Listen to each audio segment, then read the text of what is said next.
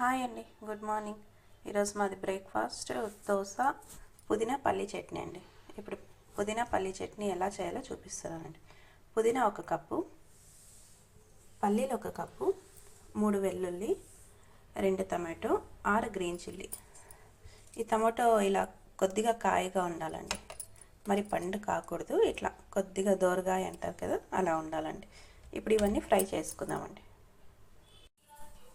ఇప్పుడు పల్లీలు ఫ్రై చేసుకుందామండి. టమాటో, గ్రీన్ చిల్లీ, వెల్లుల్లి ఫ్రై చేసుకుందామండి. ఈ గ్రీన్ చిల్లీకి నేను చిన్నగా ఘాట్లు పెట్టుకున్నానండి. మళ్ళీ నూనెలో వేస్తే పేలిపోతాయి కదా, అందుకే ఘాట్లు పెట్టుకున్నాను. ఇప్పుడు ఒక చిన్న కడాయి పెట్టుకుని అందులో 1 స్పూన్ నూనె వేసుకుందామండి. ఇప్పుడు ఈ టమాటో, గ్రీన్ చిల్లీ అన్నీ వేసేసుకుందామండి.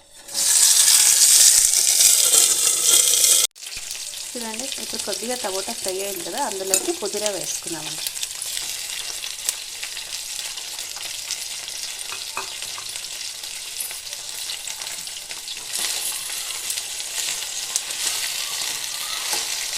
ఇది కొద్దిగా ఫ్రై అవ్వనండి, కొద్దిగా ఫ్రై అవుతే బాగుంటుందండి. అది చాలా రోస్ట్ వేయద్దండి. చూడండి, టమాటా అంతా ఫ్రై అయిపోయింది కదా, ఇంకా ఆపేద్దామండి. చాలు, ఇదంతా చల్లారనిచ్చి తర్వాత మిక్సీకి వేసుకుందాం.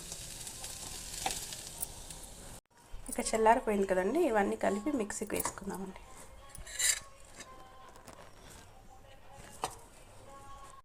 రుచికి సరిపడే సాల్ట్ అండి.